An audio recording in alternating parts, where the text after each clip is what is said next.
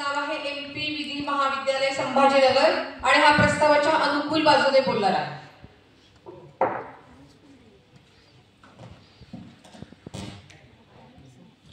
नमस्कार.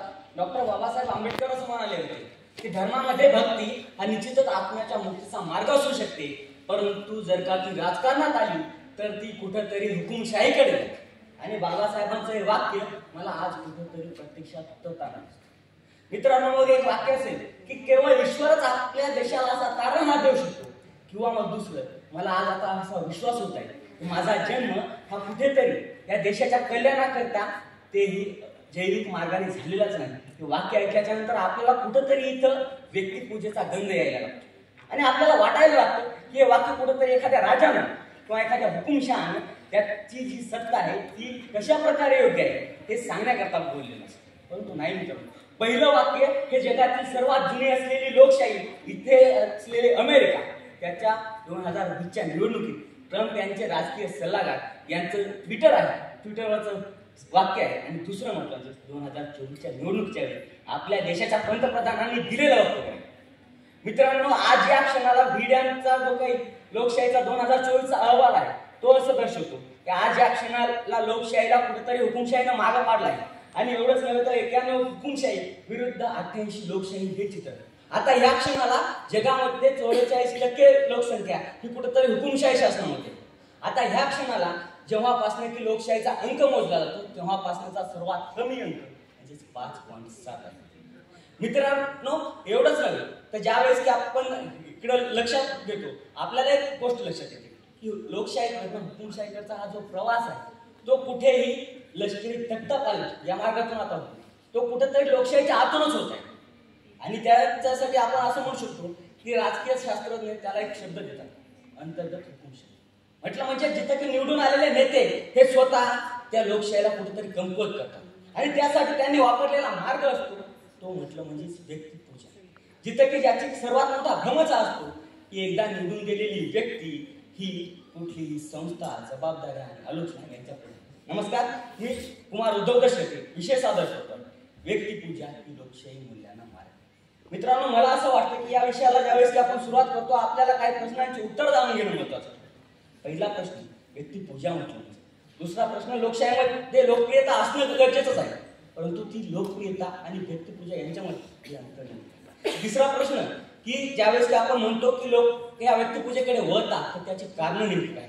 चौथा प्रश्न ही व्यक्तिपूजा लोकशाही मूल्यांना तेही वर्तमानामध्ये नेमकी मारक आहे ते. तर ज्यावेळेस की आपण व्यक्तिपूजेचा साधारण अर्थ घेतो त्यावेळेस आपल्याला असं समजतं की एखाद्या व्यक्तीची प्रतिमा एवढ्या मोठ्या प्रकारे उंचावली जाते की त्या व्यक्तीबद्दल आपला जो काही आदराची भावना आहे ती कुठेतरी भक्तीच्या मार्गामध्ये होते. आणि ज्यावेळेस की हे आदर कुठेतरी अंधभक्ती होते त्यावेळेस मला वाटतं कुठेतरी आपली व्यक्तिपूजा आहे. आणि एवढंच नाही तर मग ज्यावेळेस की आपण असं म्हणतो की लोकप्रियता आणि व्यक्तिपूजा यांना वेगळं करायचं, त्यासाठी जे काय आपले शास्त्रज्ञ त्यांनी 3 निकष दिले. पहिला निकष सांगतो, एखाद्या व्यक्तीची प्रतिमा खूप उंचावणं. म्हटलं म्हणजे फक्त प्रशासनात नव्हे, सरकार, मीडिया, समाजाच्या प्रत्येक क्षेत्रामध्ये अगदी सार्वजनिक ठिकाणी सुद्धा त्या व्यक्तीला देवाप्रमाणे पूजल्यासारखं केलं. उदाहरण, अमेरिकेचे उपराष्ट्रपती माईक पेन्स हे त्यांच्या 3 मिनिटाच्या भाषणामध्ये 14 वेळा अमेरिकन राष्ट्रपती डोनाल्ड ट्रम्प यांचं गुणगान करतात. आणि आज आपल्या देशामध्ये तेच होतं. आज आपल्या देशामध्ये भारताच्या प्रत्येक नागरिकांना जर काय एखादं कुठलंही यश मिळवलं, मग ते अगदी क्रिकेटचा सामना असो किंवा मग मंगळावरती जाणं असो किंवा चंद्राच्या दक्षिण ध्रुवावरती जाणं असो, त्या प्रत्येक गोष्टीचं श्रेय आपल्या देशातील अनेक लोक हे फक्त एका व्यक्तीला देतात. मग मला प्रश्न पडतो, ज्यावेळेस की देशामध्ये कुठे अपघात होतो, एवढंच नव्हे तर ज्यावेळेस की देशामध्ये आतंकी हल्ला होतो त्यावेळेस मग जेव्हा की सरकारची कुठेतरी चूक असते त्यावेळेस ही व्यक्ती जबाबदारी घ्यायला पुढे काय येते. तुम्ही जर का श्रेय घेत असाल तर मग जबाबदारी का नाही. दुसरं म्हटलं म्हणजे दुसरा निकष असा सांगतो की कुठेतरी तुमची कामगिरीपेक्षा तुमच्या निष्ठेला प्राधान्य दिलं. म्हटलं म्हणजे आपण आज आपल्या देशामध्ये असे अनेक उदाहरण आहेत की आपल्या देशामध्ये अनेक मंत्री आहेत, अनेक मुख्यमंत्री आहेत ज्यांची की कामगिरी ही अगदी शून्य आहे, परंतु त्यांची फक्त एका व्यक्ती, एका पक्षाप्रती असलेली जी काही निष्ठा आहे त्याच्यामुळे ते कुठेतरी त्या पदावर. आणि एवढंच नव्हे तर या जी व्यक्तिपूजा आहे याच्यामुळे आपल्या देशामध्ये कुठेतरी क्रोनी कॅपिटलिझमला सुद्धा आपल्याला वाटतं कुठेतरी भर दिलं. उदाहरण 2014च्या अगोदर मोदी आणि जे अडाणी अंबानी यांचं जी काही संपत्ती होती ती कुठेतरी किती होती 18 अब्जच्या आसपास. आणि या 11 वर्षांमध्ये ती कुठेतरी हजारो अब्ज झाली. मग मला वाटतं कुठेतरी आपल्या देशामध्ये संविधानानं जे काय आपल्याला अधिकार दिले त्याच्यामध्ये कुठेतरी एक समानतेचा पण अधिकार आहे. त्याच्यामध्ये मग आपल्याला आर्थिक समानतेची संधीची सुद्धा आहे. मग मला वाटतं कुठेतरी आर्थिक जी काय समानतेची संधी आहे ती प्रत्येकापासून मिळवली जाते. हे कुठेतरी तुमचं शासन हे योग्य आहे हे दाखवत नाही. कुठेतरी तो भ्रष्टाचार झाला हे सुद्धा दाखवत. एवढंच नव्हे तर मग आपण असं म्हणू शकतो की हे जे काय आपण म्हणू शकतो आर्थिक न्यायाचा प्रश्न आहे देशामध्ये तो कुठेतरी या व्यक्तिपूजेमध्ये कुठेतरी डावला जातो. तिसरं म्हटलं म्हणजे धर्माच्या समानांतरता ठेवणं. हा निकष असं सांगतो की कुठली जे नेता आहे त्याला कुठेतरी धर्माच्या समानांतर ठेवलं जातं. मग आज आपल्या देशामध्ये अशी परिस्थिती तुम्हाला सुद्धा पाहायला मिळेल की म्हटलं म्हणजे काय आज आपल्या देशातले अनेक नेते आणि व्हॉट्सअप युनिव्हर्सिटीचे जे काही विद्यार्थी असलेले मोठमोठाले जे काय काका ते आज आपल्या देशामध्ये मोदी योगी यांना कुठेतरी आपल्या धर्माचा रक्षक आणि सर्वात मोठी धर्मदायी अशी व्यक्ती समजतात. मग या निकषांच्या आधारावरती आपल्याला कळालं की बाबा व्यक्तिपूजा आणि लोकप्रियता कशी. मग यांच्या मागचं कारण काय ते यांच्याकडे वळते. मग यांच्या मागचे कारण आपण म्हणू शकतो मग त्यांची मग शिस्तप्रियता असेल किंवा काय. ज्यावेळेस ट्रम्प असे म्हणतात की मी हे एकटंच करू शकतो तेव्हा ते त्यांच्या कुठेतरी त्या शिस्तप्रियतेचे जे आहे शिस्तप्रियता आहे ते त्यांना कुठेतरी आव्हान देतात. आणि एवढंच नाही तर लॅटिन बॅरोमीटर सर्व जो काय झाला तो आपल्याला एक असं निकष दाखवतो कल दाखवतो लोकांचा. लोकांना असे नेते जास्त आवडायला लागतात जे की त्यांनी बोललेले शब्द हे करतात पाळतात. परंतु इथं कुठेतरी जे काय आपली लोकशाहीची जे काय मूल्य आहे मग त्याच्यामध्ये शक्ती संतुलन असेल त्यामुळे अल्पसंख्याकांचं संरक्षण हे कुठेतरी बाजूला सारलं. आणि त्याच्यामुळे मला वाटतं कुठेतरी ही व्यक्तिपूजा लोकशाही मूल्यांना मारते. मग ही लोकशाही मूल्य नेमके कोणते हे सुद्धा आपल्याला कळायलाच हवं. तर मग ती लोकशाही मूल्य म्हणजे समान राजकीय सहभाग असेल किंवा मानवाधिकार असतील किंवा व्यक्ती स्वातंत्र्य असेल निष्पक्ष आणि स्वतंत्र निवडणुका असतील ही आपले आपण म्हणू शकतो की काहीतरी लोकशाही मूल्य आहे. मग आज आपल्या वर्तमान परिस्थितीमध्ये आपल्याला ती कुठेतरी पालन होताना दिसतात का हा सर्वात मोठा प्रश्न मला येतो. एवढंच नाही मित्रांनो ज्यावेळेस की आपण म्हणतो की ही व्यक्तिपूजा या लोकशाही मूल्यांना मारत आहे तर मग ती नेमकी मारत ठरते तरी तर त्यासाठी मी उदाहरण देऊ शकतो. त्यासाठी यांना 5 संस्था ताब्यात ठेवा. पहिला म्हटलं म्हणजे पक्ष त्याच्यानंतर पत्रकारिता तिसरं म्हणू शकता आपण विधायिका चौथं म्हणू शकता काय तर आपण म्हणू शकतो नागरिक सेवा आणि 5वं म्हणजे न्याय.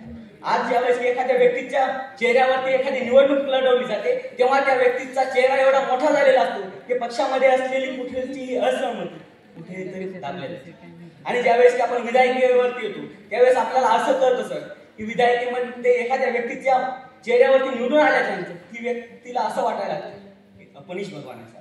त्यावेळेस मग त्या मनाला एक कसे ते निर्णय घ्यायला लागतात. उदाहरण देतो आपल्या देशामध्ये ज्यावेळेस की 16 आणि 17वे लोकसभा झाली 16व्या लोकसभेमध्ये 123 विधायक पारित झाले त्याच्यापैकी 6% विधेयक हे कुठेतरी फक्त अर्ध्या तासाच्या चर्चेत झाले आणि 17व्या लोकसभेमध्ये 221 विधेयक पारित झाले तेही फक्त त्याच्यापैकी 35% सर 17व्या लोकसभेतले 35% विधेयक हे कुठेतरी आपण म्हणू शकतो की एका तासात. आता माझे एक मित्र बोलून गेले की शाहू महाराज असतील किंवा आहे त्यांच्यासारख्या व्यक्ती आपल्याला गरजेचं बरोबर. मित्रा मी तुला हे सांगू शकतो की शाहू महाराज तिथं गेले असतील चहा प्यायला आणि त्यांनी बोललेलं आहे पण परंतु आज वर्तमानामध्ये आपले नेते तसं करतात का. आज आपल्या देशामध्ये तुला सांगतो आपल्या देशामध्ये 2024ला ज्यावेळेस इलेक्शन झाले त्या इलेक्शनच्या टायमाला आपल्या नेत्यांनी राजकीय नेत्यांनी जे वक्तव्य दिले त्याच्यामध्ये द्वेषपूर्ण भाषणं आपण जर का पाहायला गेलो तर ती कुठंतरी 1100 पेक्षा जास्त मिळतात. एक माझा मित्र तोच म्हणून गेला होता की कुठंतरी व्यक्तिपूजा चांगली पण आहे बरोबर आहे तुमची चांगली आहे परंतु तू मला सांग की आजच्या कंडिशनला सर कोणते व्यक्ती आहेत ज्यांचे तुम्ही विचार फॉलो करता. कुठल्याही व्यक्तीचा विचार आजच्या कंडिशनला मला तरी वाटत नाही की कोणी तरी फॉलो करतो. आणि एक माझी मैत्रीण बोलून गेली ती म्हणे आपले लाल बहादूर शास्त्री भारताचे राष्ट्रपती. मी त्या मैत्रिणीला सांगू शकतो मैत्रिणी भारताचे राष्ट्रपती लाल बहादूर शास्त्री कधीच नाही तू बोलून गेली. आणि त्याचबरोबर ज्यावेळेस तुम्ही म्हणताय की एखादी व्यक्तीची लोकप्रियता जर काही हे असेल तर मी तुम्हाला अगोदरच सांगितलेलं आहे की लोकप्रियता आणि जी काय व्यक्तिपूजा आहे याच्यासाठी मी काय निकष दिले आणि मी जे काय बोललो ते डाटाच्या आधारावर बोललो. त्याच्यामुळे तुम्ही माझं ते खंडन करणं मला तरी वाटतं थोडंसं अवघड जाणं. मग माझ्या पुढचा येऊन बोलू शकतो की बाबा तू हुकुमशाहीबद्दल जास्त बोला आणि लोकशाहीबद्दल तुम्ही बोला. तर मी त्या मित्राला सुद्धा सांगू शकतो की मित्रा हा सर्वात मोठा गैरसमज आहे. कारण की यावेळेस तुम्ही पाहू शकता की निवडणुकीचे जे काही निकष आहेत ते कुठेतरी बदलल्या जातात. आज आपण म्हणू शकतो की निवडणुकीची प्रक्रिया आहे जी कुठेतरी धोक्यात येत आहे आणि त्यावेळेस जर का तुम्ही म्हणत असेल की सर्व बरोबर आहे मला वाटतं कुठेतरी आपण स्वतःच्या आतमध्ये डोकावणं गरजेचं आहे. आज आपण पाहू शकता की 2024चे निवडणुकीचे निकाल असतील त्याच्यावरती सुद्धा अनेक राजकीय पक्षाने आक्षेप घेतले, परंतु निवडणूक आयोग किंवा न्यायालय त्याच्याकडे दुर्लक्ष करतं, तेव्हा मला वाटतं कुठेतरी लोकशाहीला मार्ग आहे. धन्यवाद.